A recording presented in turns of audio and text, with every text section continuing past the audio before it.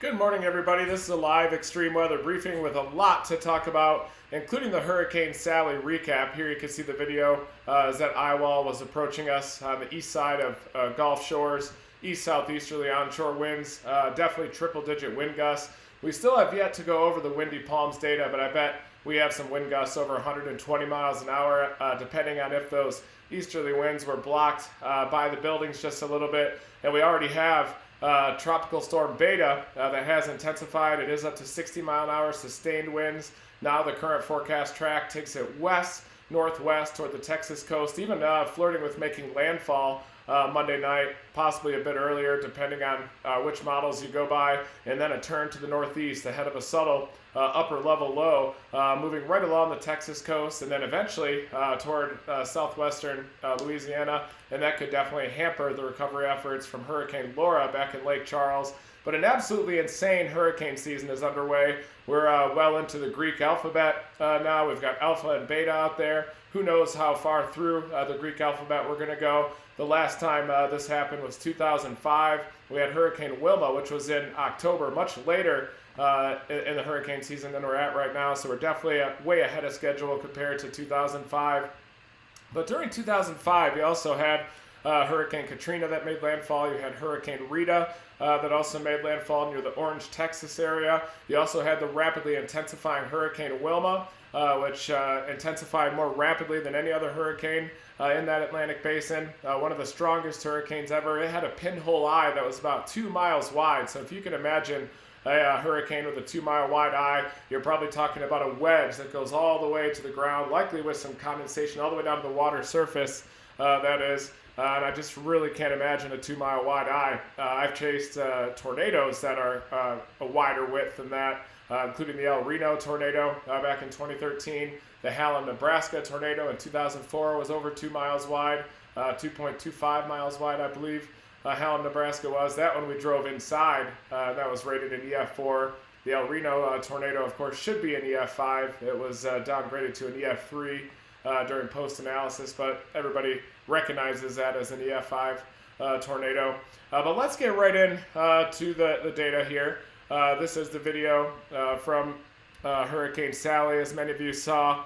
And what really made the data interesting, the subsonic data, was that there were many pressure whipsaws in the far northeastern eye wall of this storm. It was rapidly intensifying as it was making landfall. It was a slow-moving hurricane as well, and we definitely have evidence of mesovortices and even finer scale pressure oscillations within those larger scale mesovortices, suggesting a fractal type of a situation, which is where you get the same structure at smaller scales all the way down, almost like a tornado, and then within that you have smaller tornadoes like subvortices. Within those subvortices you have even finer scale tornado-like vortices in there, all with similar structure.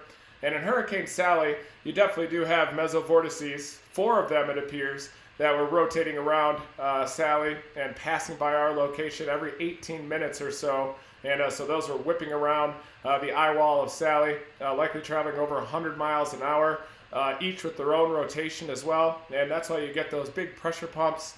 Big wind gusts as well are associated with those pressure whipsaws.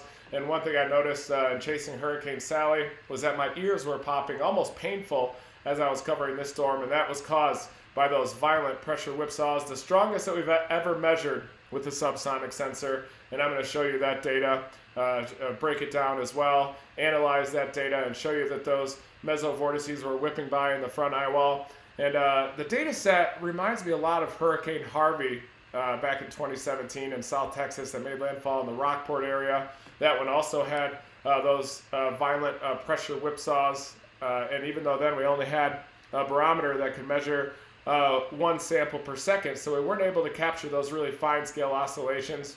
But similarly, Hurricane Harvey was intensifying, stalling out on approach to the coast, and also had 4 of those mesovortices at least, maybe even more than that, maybe 5. And there you can see some of our on-foot coverage of Hurricane Sally.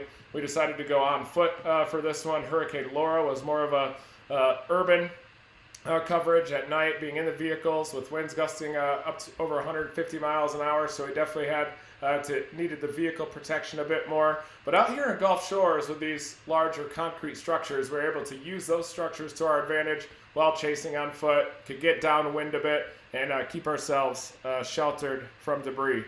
So now I'm going to make a pivot over to beta, the discussion of beta. We're going to break down the satellite imagery. There definitely is a convective burst near the center of beta. It does appear to be intensifying as well. And here you can see that convective burst on visible satellite imagery. And it is located closer to the center of beta. There you can see that convective burst. Basically an organizing inner core of beta here. I wouldn't even be surprised if this intensifies more rapidly than the models are showing. It just seems like every single time these systems are in the Gulf of Mexico, the water is so warm. There's relatively weak wind shear. You have this meandering tropical cyclone, which shows you that there's weak steering currents, anticyclonic flow aloft. It was battling just a little bit of southwest to northeast oriented shear from this direction from a potential vorticity streamer.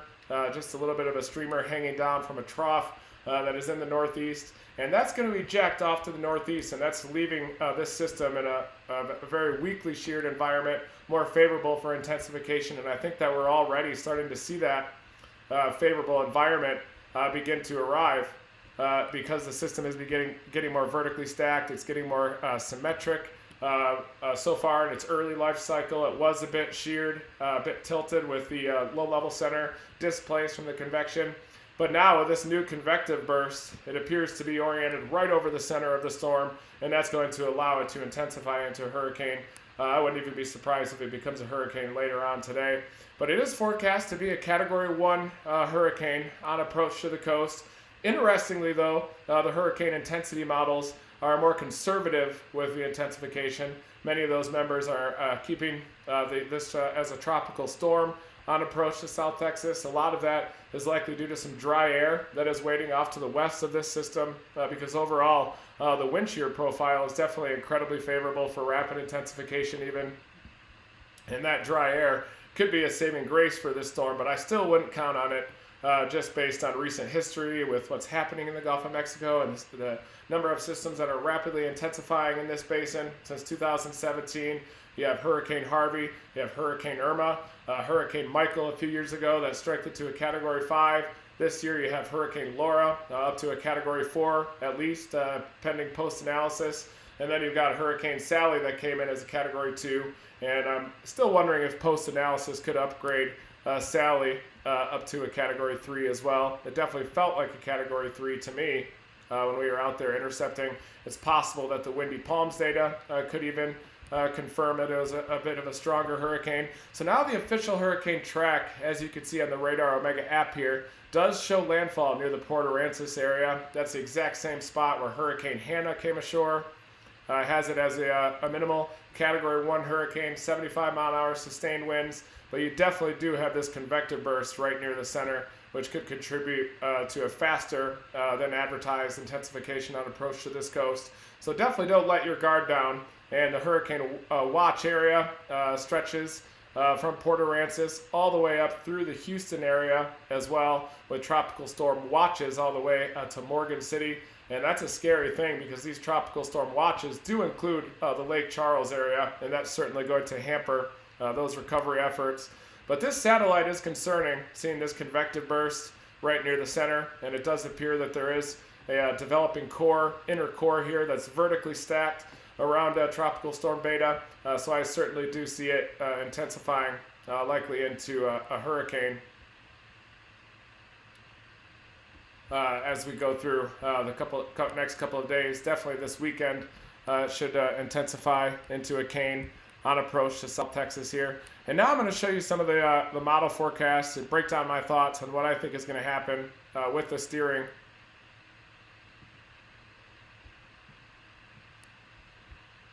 With the steering currents, and they are subtle for this tropical cyclone. This is going to be the worst case type of a tropical cyclone where it's intensifying into a hurricane and moving very slow, basically just meandering along the coastal regions here, potentially dumping catastrophic rainfall totals that would be measured in feet, potentially from near and just to the north of Corpus Christi all the way through southern Louisiana. And as that subtle upper level low causes a turn to the northeast, and it parallels right along the coast, moving through the Houston area. It's also going to have numerous tornado warnings with it anytime you have a tropical cyclone like this, especially one that's getting picked up by a subtle upper level low that happens Monday into Tuesday with that turn to the east northeast. There's going to be numerous tornado warnings across the East Texas coastline as well. And so even though I just got back here to Team Dominator headquarters, I'm going to have to head immediately out, probably tomorrow, to intercept a Hurricane Beta already in the East Texas coast. Definitely could use a breather, but we are in the heart of hurricane season, and I can rest after hurricane season, or hell, even at the end of when I'm dead, I can rest. So I'm just going to keep chasing. Never stop chasing is our motto here, and that definitely, of course, applies to a Hurricane Beta. So now let me break down some of the forecast models here. This is from the Pivotal Weather website, and this is the GFS. And here you can see that shear zone that has been slowing down intensification so far with the storm. Potential vorticity streamer here.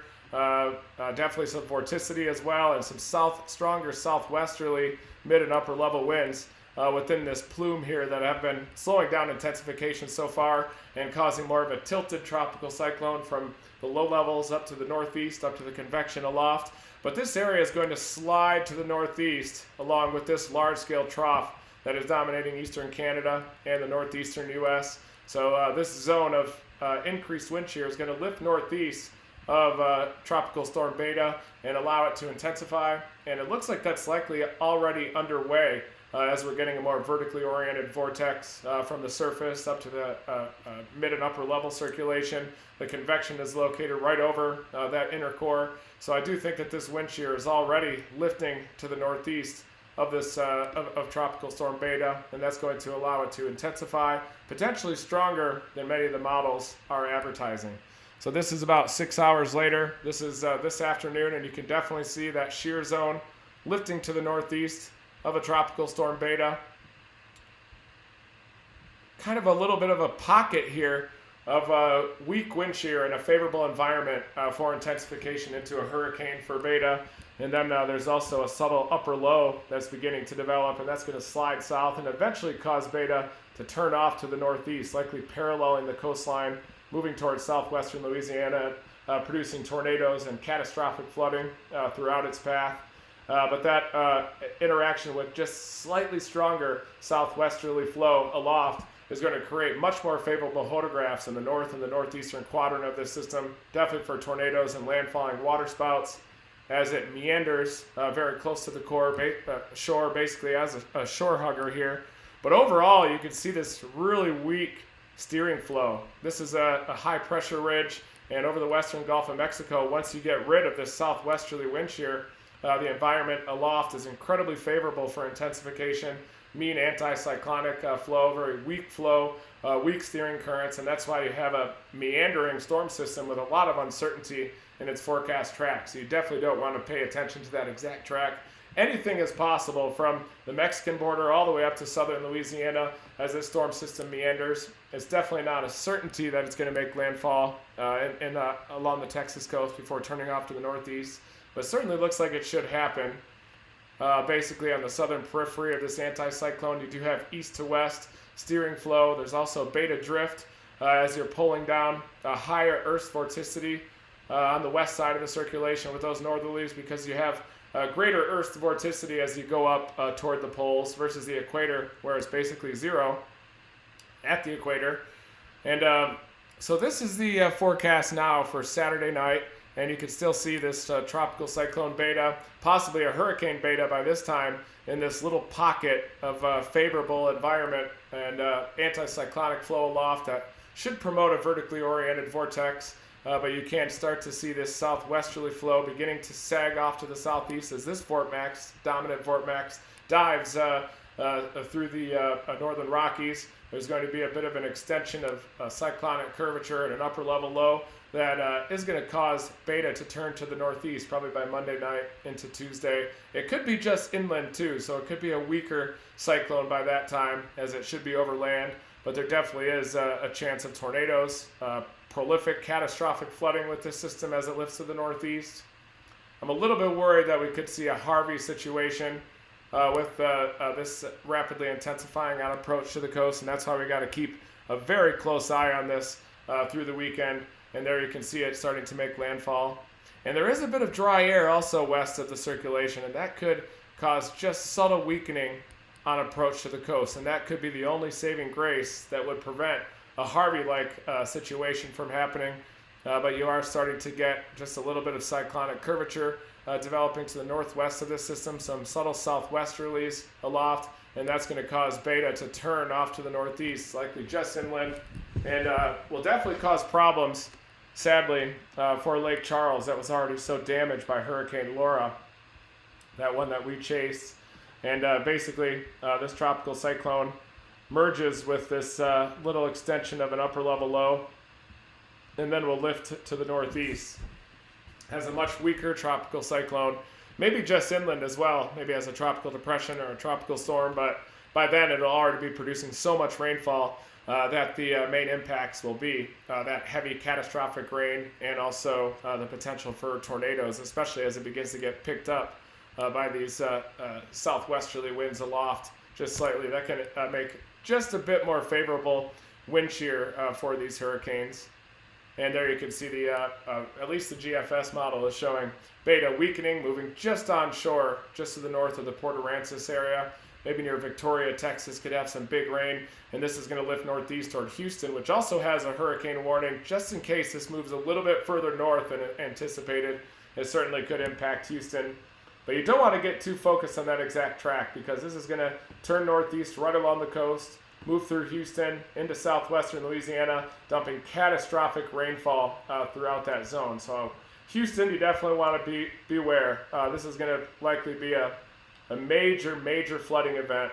I just don't see any way around it with this weak flow aloft, weak steering currents, and then with this trough, subtle upper level trough, picking up the tropical cyclone, basically embedding with it, but still moving very slowly, and then lifting up toward southwestern, south central Louisiana, just dumping extreme rainfall throughout its path.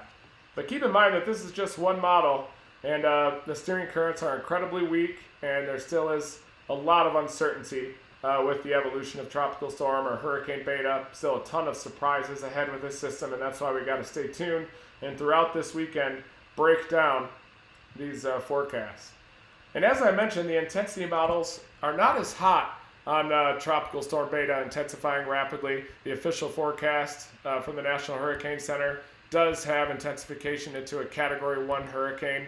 The SHITS model last night, which is that reliable intensity model, was in agreement with the Hurricane Center. But interestingly, most of these model members keep the intensity of beta as a tropical storm. A couple of these models do intensify it into a hurricane on approach to Texas, or even with a early turn to the northeast toward Louisiana, giving it more residence time over the Gulf of Mexico and even keeping it east of that dry air. And I think that these hurricane intensity models are doing this because of the dry air that is just west of the circulation, which could cause a hindrance in the intensification of the system just a bit as it pulls in that dry air into the circulation. These are the hurricane model tracks. And they're basically showing an approach to the coastline in about 72 hours. The GFS has an earlier arrival of a Category 1 hurricane beta between Houston and Port Aransas, and then you can certainly see that turn off to the northeast in the hurricane models evident here. Right along the coast, and now it does have it just inland as well, which is the worst case scenario in terms of the flooding event. Here you can see where this turn happens, parallel, heading into southwestern Louisiana. This is likely going to lead to catastrophic flash flooding event. Major rainfall totals, likely 1 to 2 feet of rainfall, maybe more than that, depending on how slow this goes. And you still have these members on the southern end that do take beta ashore near the Port Aransas area, just to the north of Corpus Christi, and that's definitely going to be an area to watch. That's the exact same area that was impacted by Hurricane Hannah. The one that I intercepted, the eye of that system also had a dirty eye similar to Hurricane Laura. But other models take this system, turning it to the north toward the Houston area, and this would bring a hurricane into Houston and a catastrophic flooding event. But it looks like you do have a couple different scenarios that are emerging for Beta. One takes it to the north up toward Houston. The other bends it back to the west, and most of the members show this, bending it back to the west toward the Port Aransas area. But these are the two scenarios right now for Beta, either this west-northwest track or this turn to the north. And the way the models have been going so far this year, I'm leaning toward these northern members. So I'm leaning toward Houston getting impacted by Beta directly. The models would always seem to be shifting to the west as the system evolves, and then they gradually shift back to the north again. And these hurricanes seem to be making landfall a little bit further right than the early consensus, at least about 72 to 96 hours out. And then as you get closer to landfall, the models begin to correct with that more poleward trajectory of these hurricanes. And these are the hurricane models that are available on tropicaltidbits.com, the incredible website from Levi Cohen. Also available there, showing the GFS ensembles, also showing similar agreement to the hurricane models, but you can still see a ton of spread out there with a meandering, shore-hugging storm system with subtle steering flow aloft, and that's why you get a track that looks like this, looping all around, stalling out, not moving very fast. And these tracks like this seem to be happening more and more frequently these days, likely due to the very warm water, very warm Gulf of Mexico waters, warm water in the Caribbean, and relatively weak steering currents, the jet stream residing further north than usual, instead of getting these deep troughs with fall severe weather, which is probably going to be coming next month. But you can see that the GFS, at least the 6Z run, is not as high as that on that curve to the north as the other models. But the GFS and the European models seem to be a little bit too far west with the hurricane tracks, at least this far out, and not able to depict that poleward turn that has been happening with these 3 or 4 hurricanes so far, including Isaias as well, which is so far the only East Coast hurricane that happened.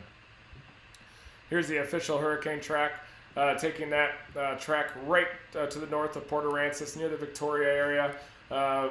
Overnight, Monday night, so another nighttime landfall Monday night, and then that turn to the northeast Tuesday, Wednesday, Thursday, and moving very slowly. So this is going to be another multi-day rain event, a mega flood disaster likely, with the potential of an even stronger hurricane on landfall there in the central Texas coastline.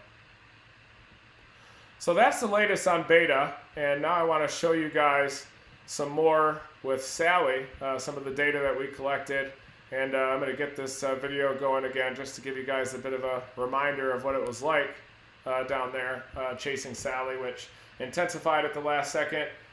Initially we were thinking it was going to pull more of a Hurricane Isaac situation, stalling out just off the coast, leading to upwelling, basically the bringing up of that cold water that are at the deeper levels in the ocean, bringing it up to the surface, and that can usually lead to hurricanes weakening, at least these very slow moving hurricanes. But in this case, it didn't have that effect, maybe because the water is so shallow there that there's not a lot of cooling at the deeper depths, because there's just not those deeper waters just off the Gulf of Mexico coast. But it also correlated with Hurricane Sally starting to move off to the north. Once it started moving, I noticed that it really started to intensify. And what an unusual evolution with Sally as well. It did strengthen into a Category 2 storm there early on, but it had a very tiny, compact core. It still seemed to be tilted from the low levels up to the main convective blob to the northeast.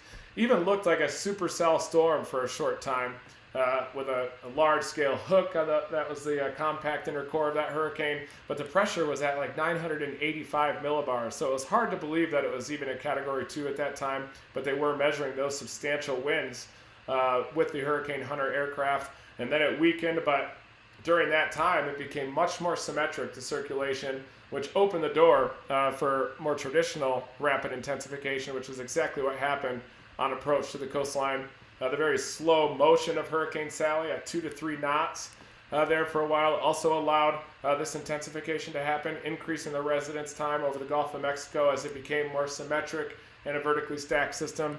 And then as it approached, the pressure dropped. The bottom dropped out and actually dropped all the way down to 965 millibars. And we were measuring microbarometer data inside Hurricane Sally with the subsonic sensor made possible by the Team Dominator support community. And also the windy palms, we deployed about 2.5 miles to the west of our location here. We still have to break down that data and see exactly just how strong those wind speeds were. But the windy palm data point is definitely going to be critical to determine just how strong Sally actually reached. So now I'm going to show you the data that we collected, and you guys have already seen this largely, but I want to show you this data that we collected with the subsonic sensor. First though, I want to show you a radar image. This is from Radar Omega, well after landfall. And my phone was destroyed, so I wasn't able to save much in the way of radar images that showed us right in the heart of the eye. But we experienced the centroid of the eye wall. Basically right square in the center was the intercept. And then the system slid off to the northeast, bringing that major wind shear to other locations as well. Orange Beach had a big time wind shear here, or had a big time storm surge as well. Let me see if I can get the annotations going on this. And the biggest surge that we saw was on the eastern tip of Perdido Key, and there was also a big storm surge on the west side of Pensacola Beach. But the reason that storm surge was so prolific in Perdido Key is you could see this onshore flow just dominating here. This is the eastern eye wall, southerly winds piling up that water, and you also have the very low-lying eastern tip of Perdido Key, and we saw boats that were floating, that had floated through the street, deposited on top of trees, vehicles out there that were carried by. I spoke to some people that rode out the storm on Perdido Key, and they said it was absolutely terrifying. They saw these large boats and vehicles floating down the street outside there, and definitely catastrophic damage caused, especially in Perdido Key. Orange Beach also had much of that substantial storm surge. Gulf Shores had a little bit less of a storm surge due to being impacted by the centroid of the eye, just a little bit to the right of center, experiencing that powerful front leg quadrant in terms of the winds. And then briefly, when those winds went to east-southeast and were just offshore, that's when those storm surge waves started impacting the rental vehicle where the subsonic sensor was located. I had to move it up to the balcony where it was also sheltered from the wind to continue measuring the microbarometer data. This is our location inside the eye, measuring about 965 millibars. And oddly enough, there was also a gravity wave in the middle of the eye. So we went out into the eye in the middle of the street. Connor was out there, Mike Scantlin, Eye Cyclone, Mike Tice, Tim Millar, and we all noticed this north-south oriented transverse band, basically a miniature gravity wave that was inside the eye. We noticed that conditions got just a little bit breezy inside the eye as well, with the passage of that very subtle feature that we could see on radar, not even evident at this time in the life cycle here, as that intense onshore flow was pummeling Perdido Key and Pensacola Beach. This was also a major wind damage, was lifting up to the east side of Mobile. Dauphin Island actually ended up missing the eye, so that was an area that we were initially targeting. But then we went to Gulf Shores, anticipating a greater eastward turn, and then the eastward turn ended up happening even more dramatic than we thought.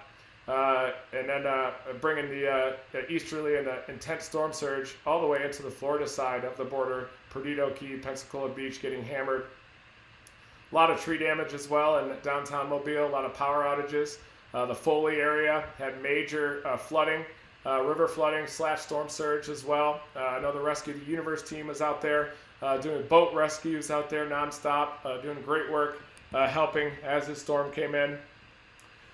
But what was especially interesting with the subsonic sensor were these mesoscale vortices that we measured, and the ears popping that I experienced, painful ear pops as this eye wall was approaching, were caused by those pressure whipsaws in the front right eye wall in this region of the eye wall, similar to what we analyzed in slow-moving Hurricane Harvey.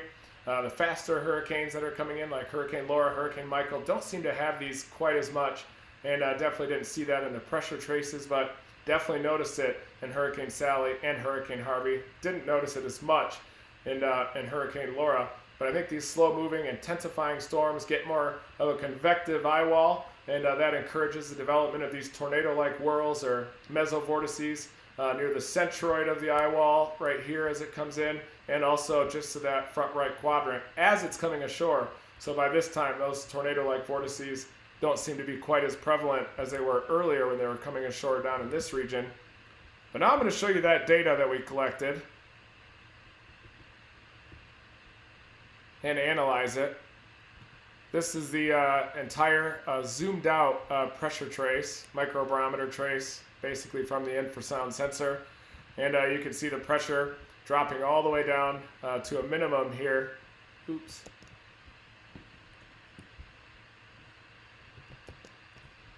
There we go. Get the annotations going.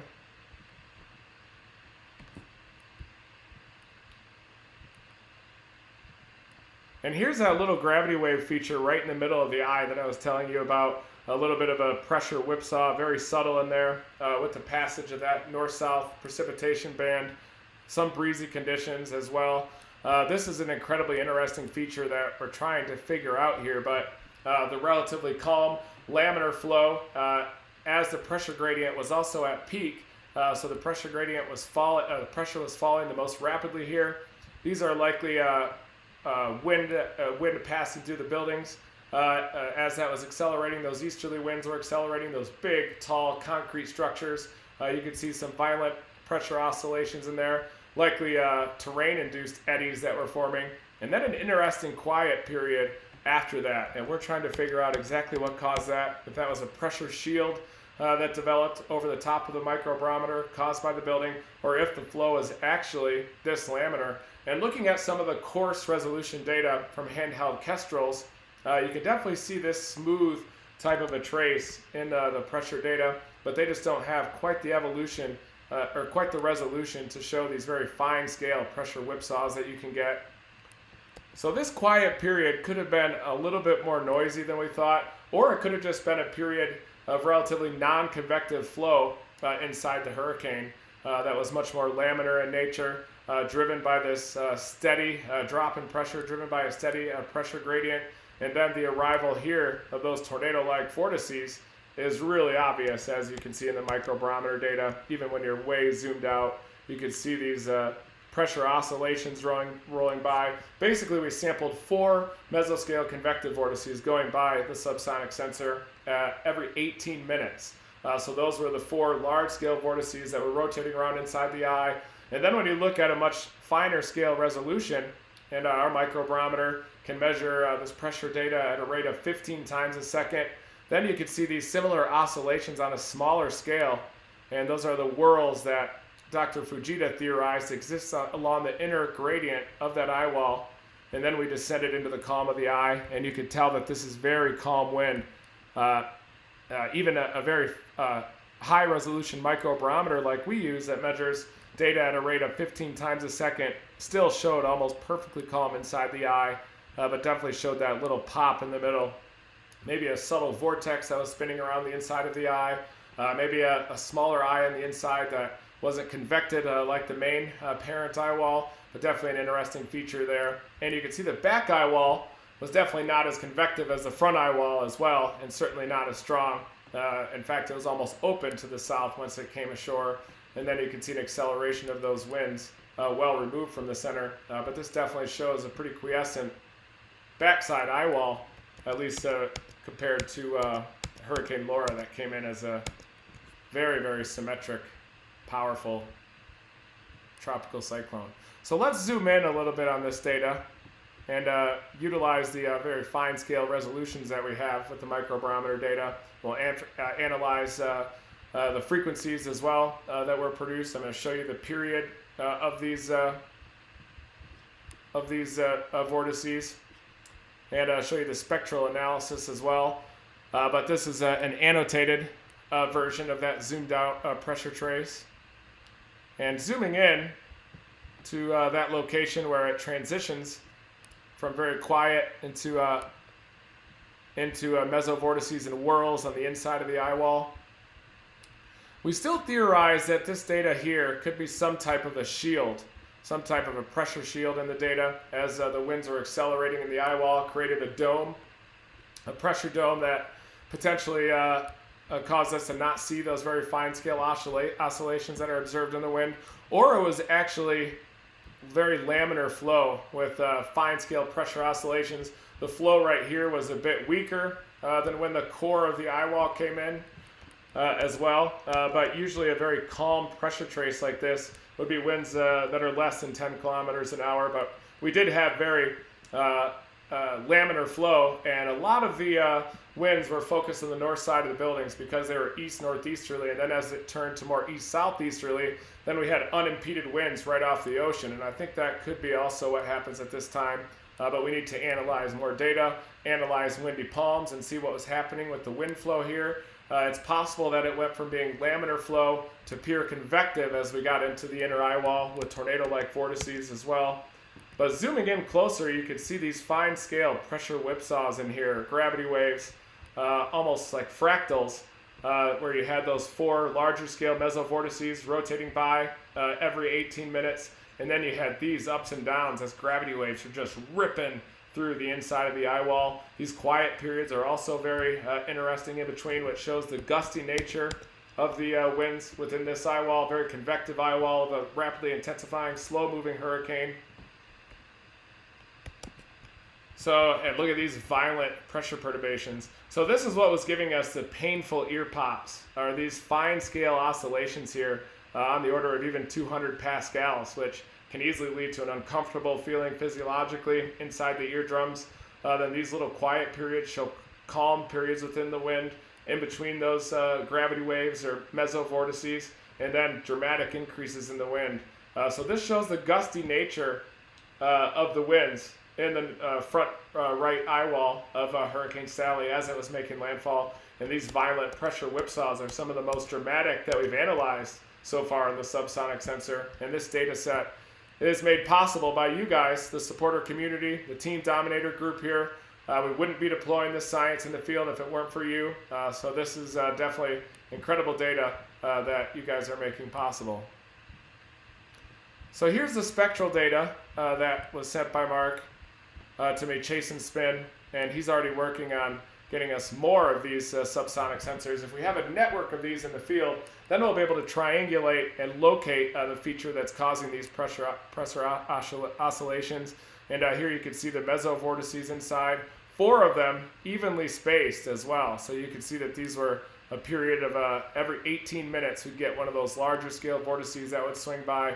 And when you zoom in on this data, you can also see those really intense oscillations separated by quiet periods, showing just how gusty those winds are, these mesovortices.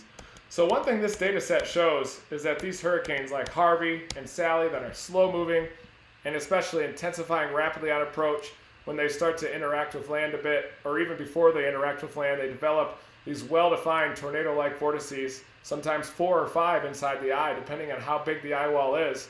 And within that, you also have gravity waves that are being generated by these tornado-like vortices, and that leads to very gusty winds, pressure whipsaws, and likely winds that are gusting much stronger than could be indicated by the parent hurricane as well. And so that's why you can get little pockets of really intense damage within these hurricanes that are intensifying at the last second and that have these mesovortices spinning around inside the eye wall.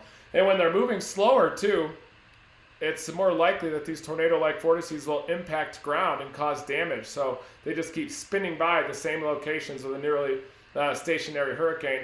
But one that's moving a bit faster, you have less of an opportunity for those tornado-like vortices to pass over and cause damage. And so you get more widely separated damage swaths and less analyzed mesovortices. So I think that that's more what's happening here, is it's a slow-moving hurricane, and you really are able to sample those oscillations as those individual vortices, multiple of them, are passing over the subsonic sensor. But I also love how fluid this data looks here, this spectral data by frequency, time, frequencies on the left, and hertz.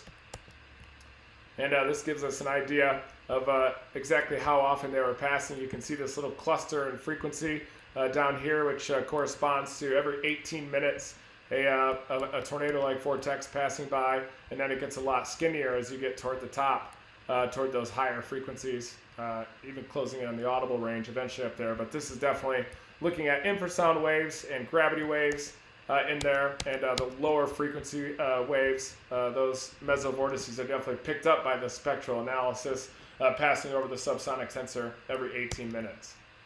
So that's the data set that we collected inside Hurricane Sally. I still have to get with Mike to get the Windy Palms data. He's going to be breaking that down. He just got home after driving from this coastline in the HERV from this intercept, and we're already discussing logistics for intercepting Hurricane Beta down in South Texas, which is certainly intensifying.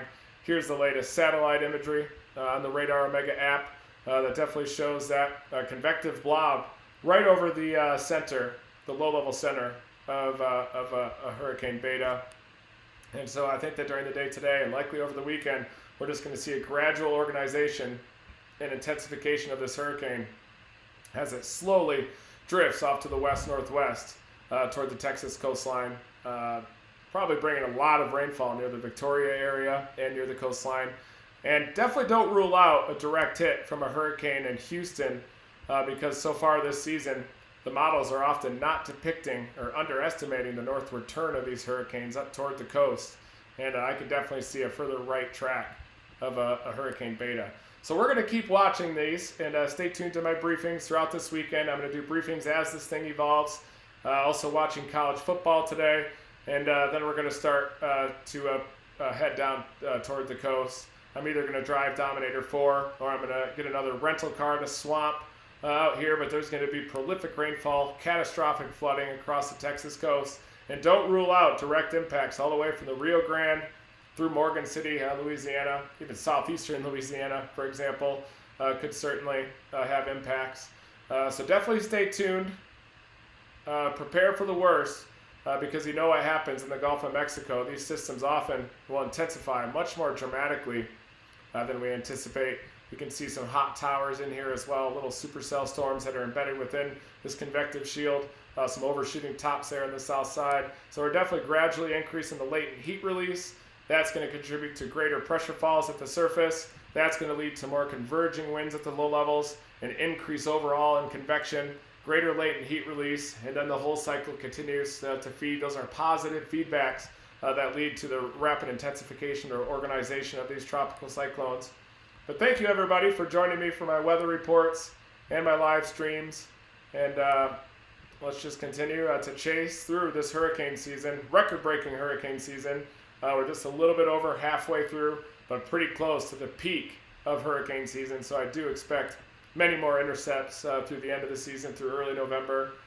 And we've also got Hurricane Teddy, which looks like it's going to miss Bermuda just to the east as a major hurricane. And that one is heading up toward Nova Scotia, which should make landfall as a hurricane force, transitioning cyclone from tropical to extratropical, but likely capable of extreme damage out there. I know that Nova Scotia was impacted hard by Hurricane Dorian last year that took a similar track, except a lot closer to the east coast of the U.S., going right over the Bahamas as a Category 5 hurricane, and then causing winds over 100 miles an hour and mass damage across Nova Scotia. I could see Hurricane Teddy being equally as damaging for Nova Scotia, but traveling to Canada just isn't in the cards these days with COVID continuing.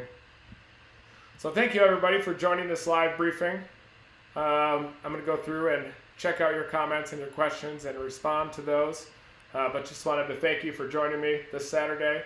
And I'm going to try to ramp up these briefings and get as close to every single day as possible as we progress through this record-breaking hurricane season. Thank you, everybody. Never stop chasing.